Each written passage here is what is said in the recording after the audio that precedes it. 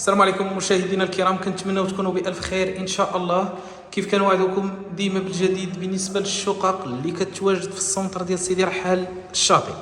إن شاء الله غنقدموا لكم شقة بالمتراج ديال 67 متر.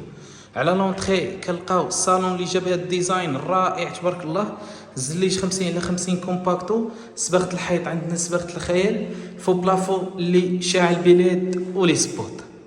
يعني مشاهدينا الكرام كنتواجدوا في السونتر ديال سيدي رحال، جميع المرافق قريبه ليك، يعني 8 ديال الدقائق او 9 ديال الدقائق على رجليك للبحر.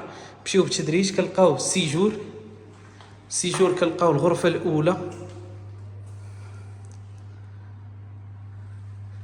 الغرفه عندنا فيها الباركو، عندك البلاكار بلاصه التلفازه، وعندنا الديزاين في السقف. يعني المتراج ديال هاد الشقه 67 متر في البروميير ايطاج، يعني الطابق الاول عندك فيه لاكور حيت كاينين المكازات لتحت. يعني الريد شوسي عندنا فيه المكازات، الموبل ار بليس 3 في كل ايطاج عندنا جوج ديال الشقق.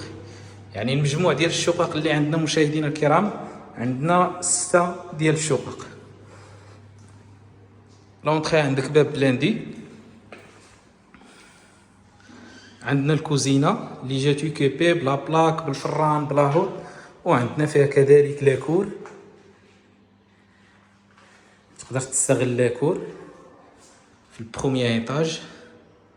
عندك لاكور حيت كاينين المكازات في الريد شوسي، كتربح لاكور في الطابق الاول. شوفوا الغرفه الثانيه اللي جات مسيباريه حدا لا كويزين. الثمن ان شاء الله راه جد مناسب مشاهدينا الكرام، يعني الثمن ديال هاد الشقه 45 مليون قابل للنقاش مع صاحب العقار. يعني مازال الموبل ديسپونيبل في البروميير ايطاج والدوزيام ايطاج والتروازيام ايطاج.